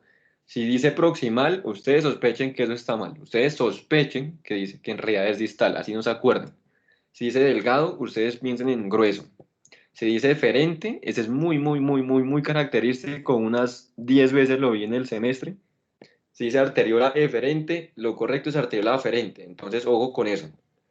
Y por descarte, aunque uno dice a través de la respuesta miogénica, el flujo sanguíneo renal es relativamente constante. Eso es algo que dice el libro, pero básicamente se sacó la correcta es por descarte. Ahí les dejo para pasar las diapositivas con ya esa forma de analizar las preguntas. No sé si de pronto Javi me entendiste o los demás me entendieron. Sí, sí, te entendí en el clarito. Sí, Entonces, esa forma que yo digo les va a llevar al éxito a responder todo el semestre. Todo el semestre les va a responder más los casos clínicos. Pero mucha gente se complica con las preguntas de teoría, que yo cuando no me aprendía, por ejemplo, en pleno examen, pues digamos uno dice, no, voy a buscar la palabra correcta, ¿sí? ¿Qué decía el libro?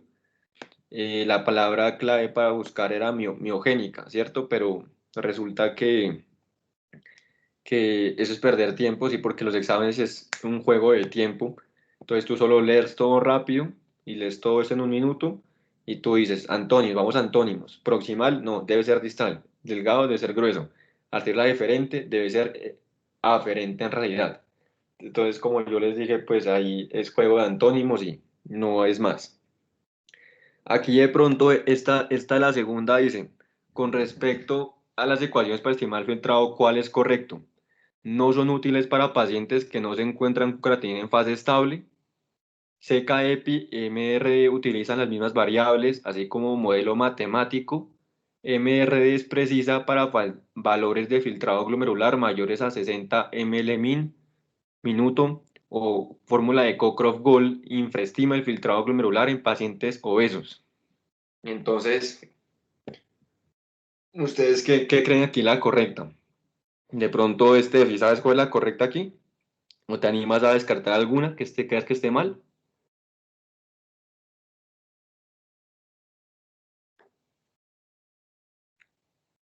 Estaba pregunta de abajo.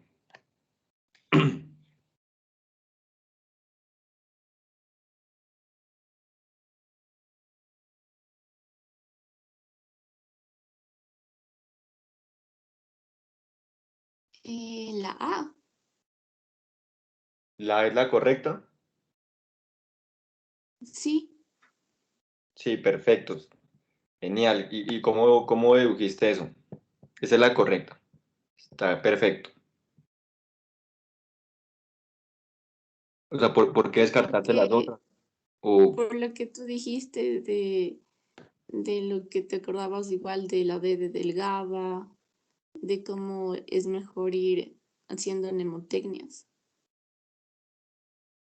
no, pero yo me refería a la pregunta de abajo.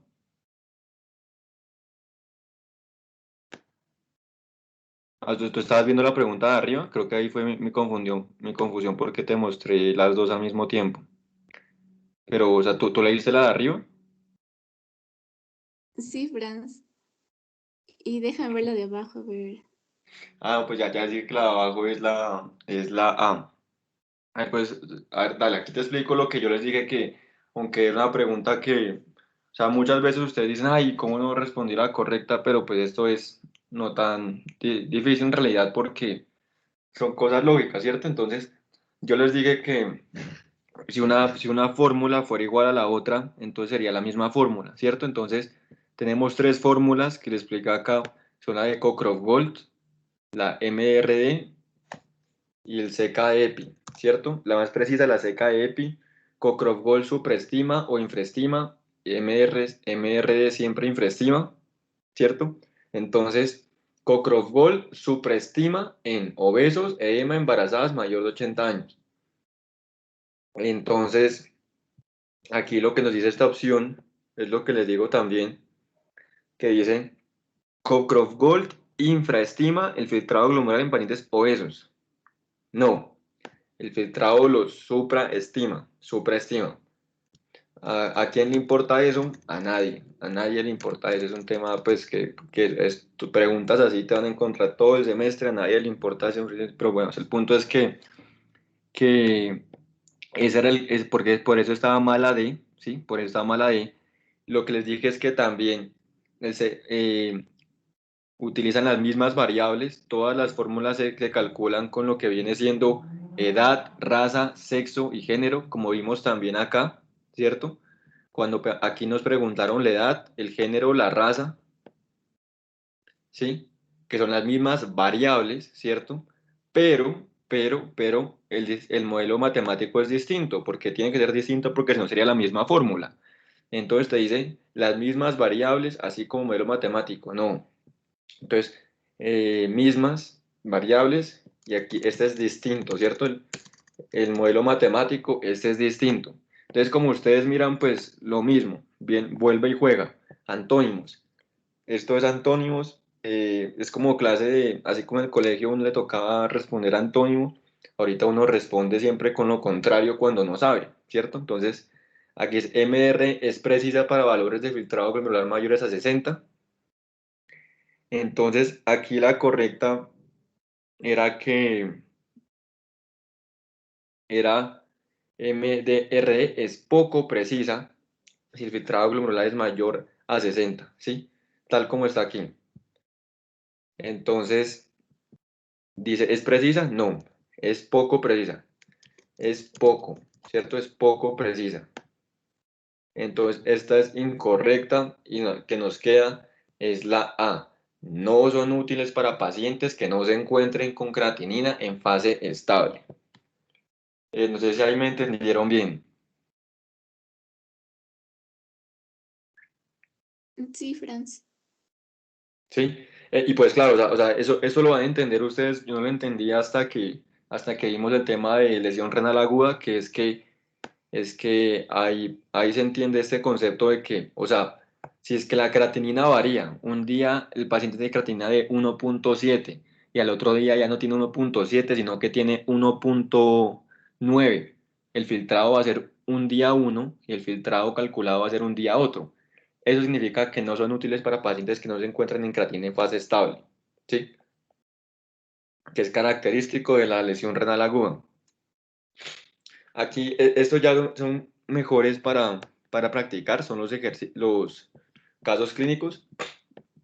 Yo lo que quiero que logren ustedes es que cada vez que vean un caso clínico, no se asusten, porque mucha gente le coge susto, porque bien son largos, porque bien queda poco tiempo, pero es solo identificar las palabras clave y ver la respuesta correcta, ¿sí? Entonces, por ejemplo, aquí les coloco de nuevo esta tabla que está acá. Con esta tabla se pueden defender todo el semestre. Sí, entonces aquí, aquí ¿quién está? ¿Quién está?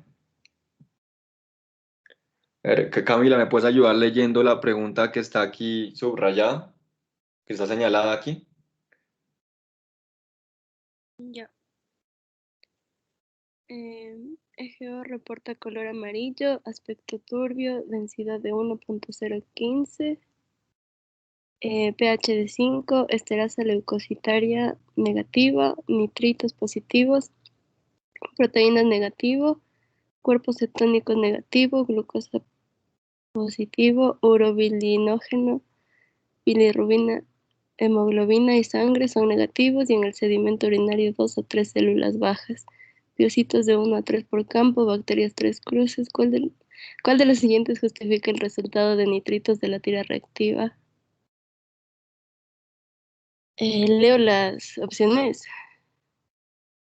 Sí, dale. Y de pronto, o una vez, ¿cuál crees tú que pueda ser correcta? Ahí leyendo las opciones que están corticas. A ver, contaminación, valor de densidad urinaria, valor de glucosa o valor de pH urinario. No sé, la verdad. Entonces, te voy a dar una ayuda visual, que es la que yo espero que recuerden siempre. Es esta, ¿cierto? Entonces, la pregunta está planteada de la siguiente manera que, pues claro, nos dice cuál de los índices justifica el resultado de nitritos de la tira reactiva, ¿sí? O sea, dentro de la tira reactiva nos reportó que tiene nitritos, como dice acá arriba, positivos, ¿cierto? Pero lo que se está asumiendo, la pregunta quiere decir que ¿por qué tiene nitritos positivos? ¿Cierto? ¿Por qué los nitritos están positivos? Y aquí básicamente, pues, esto que viene siendo un falso positivo, que es el que está aquí, la parte de falsos positivos, nitritos, es por contaminación, ¿sí? Como dice aquí, es por contaminación, es una causa de falsos positivos. De los demás, ninguno es una causa, es por eso la respuesta. Y también, ¿por qué? Porque vemos la densidad urinaria, esta normal es de 1.010 a 1.030, y si está a 1.015 está normal, o sea, la densidad no está aumentada, está normal, ¿sí? Entonces, no puede ser esa opción.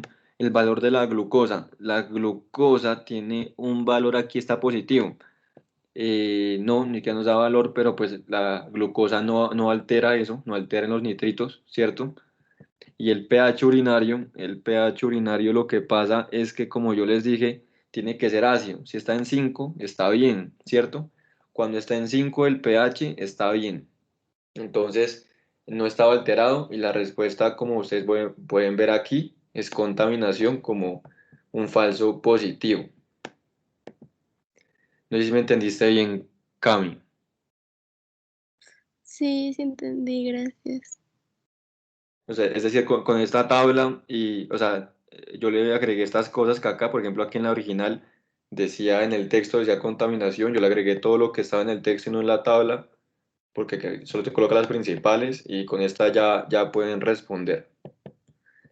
Ahora bien, la siguiente nos dice, otro examen de orina es que tiene color amarillo, aspecto turbio, densidad de 1.040, ¿sí? Vamos viendo cómo cambia, pero es prácticamente igual la estructura de la pregunta, ¿cierto? Pero ya no es 1.15, aquí es 1.040, es el pH de 5, la estrasa leucocitaria es negativa, los nitritos están positivos, proteínas tiene trazas, cuerpos cetónicos, glucosa, urolinógeno, bilirrubina, hemoglobina y sangre son negativos, esos no tienen ninguno.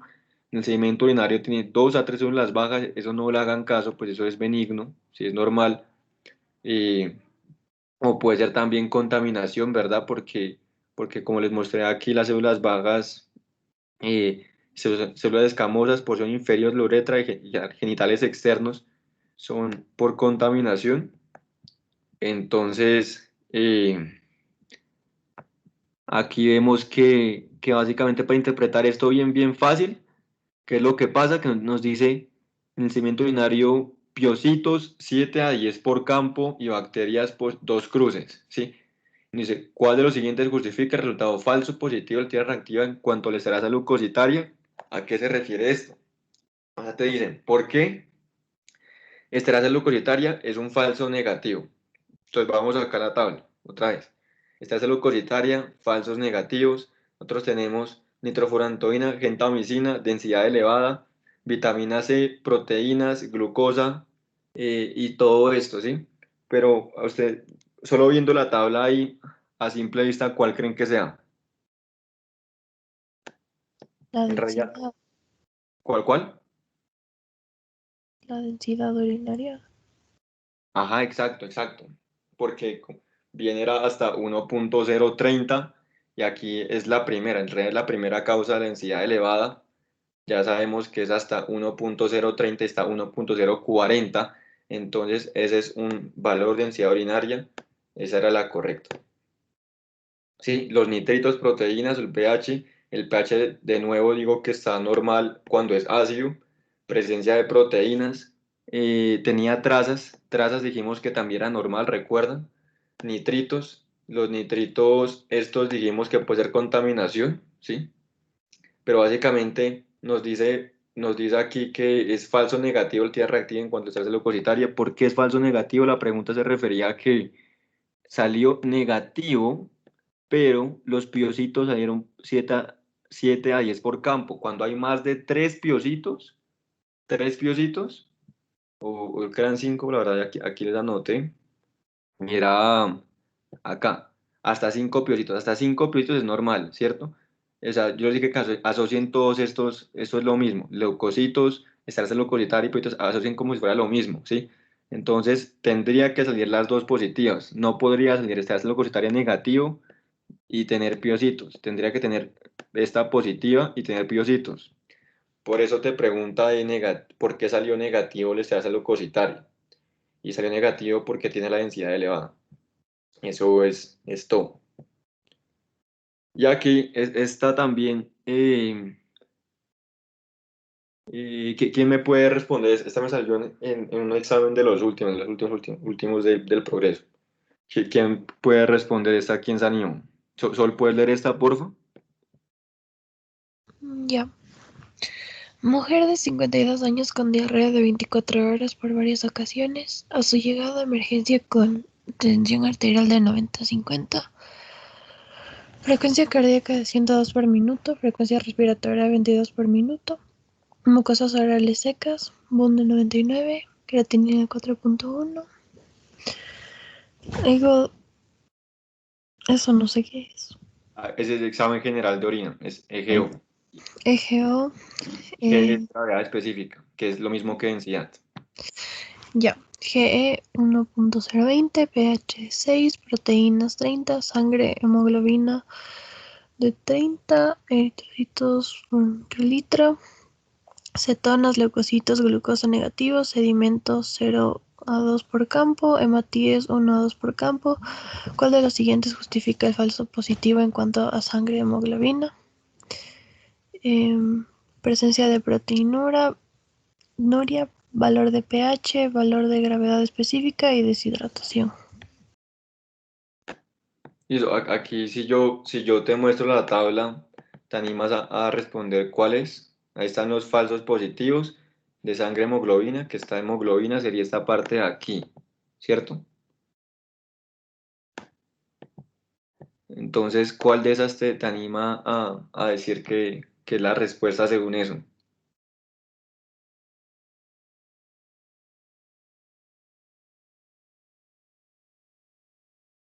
¿Lo encontraste?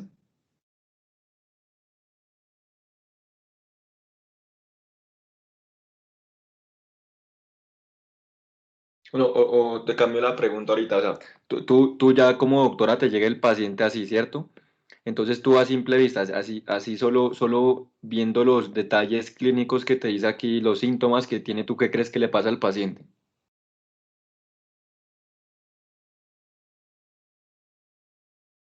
O sea, ¿cómo lo miras bien, lo miras normal? No, o sea, está deshidratado para empezar. Ajá, exactamente. Eso es lo que quería que me digas. Eso es todo. Entonces ¿Sí? sería deshidratación. Listo. Esa es la respuesta. Y lo que quería llegar con esta pregunta en especial es que a mí me ha pasado que pues aunque ni en la tabla que es del libro o en ningún lado ustedes encuentren la respuesta, cuando ustedes no sepan, ustedes piensan clínicamente y la profe como siempre dice, coloca el cuadro clínico es por algo, no es porque aquí colocaba solo el examen de orina. ¿Sí? Solo el examen de orina, solo los resultados de laboratorio, ¿sí me entienden? Pero aquí, además de eso, te colocaba todo lo que le pasó, ¿cierto? Signos vitales, la diarrea. Entonces, como dice Sol, está deshidratado. ¿Por qué? ¿Por qué está deshidratada? Porque tiene una diarrea de 24 horas, perdió muchos líquidos por la diarrea, ¿cierto? Entonces tiene 90-50, es menos de 90-60 y eso ya viene siendo hipotensión, está hipotensa y tiene taquicardia, ¿sí? Y tiene la frecuencia respiratoria está elevada, aunque eso no importa tanto. Mucosas orales secas, es porque está deshidratada de igual manera. El boom está en 99. El normal de boom, yo les dije al inicio que era hasta 20. La creatina está en 4.1. Eso ya quiere decir que, pues luego vamos a ver, es muy probable que tenga una insuficiencia renal prerrenal, pero ahorita no se preocupen por eso. La creatina es hasta 1.3 en mujeres, aquí está elevada, muchísimo elevada. Pero lo que pasa es que las demás opciones, además de tener en cuenta el caso clínico, se descartan. ¿Por qué se descartan? O sea, yo quería que ustedes vean que aquí algunas veces puede que no esté, pero aunque no esté, hay más datos en la pregunta, ¿sí? A diferencia de estos, que en estos no había ningún dato clínico en la pregunta. No sabemos si es hombre, si es mujer o qué le pasó, solo sabemos resultados y ahí usamos esta, ¿cierto? Pero si no está la respuesta aquí, pero tenemos el caso clínico, ¿qué nos queda? Presencia de proteinuria. Aquí nos dice proteínas 30. Y yo les dije que lo normal era hasta menos de 30, pero está al límite. O sea, no va a ser tan significativo para que cause algo. Si es como, o sea, proteínas, hagamos de cuenta que están normal. Valor de pH, o vuelve y juega. El pH está en 6, es ácido. Aunque sea mayor de 5,5, pues sí, se sigue siendo ácido, lo que yo les dije, pero pues, o sea, está ácido, entonces está normal. El pH está normal. ¿Sí? Y la gravedad específica es de 1,010 a 1,030 y también está normal.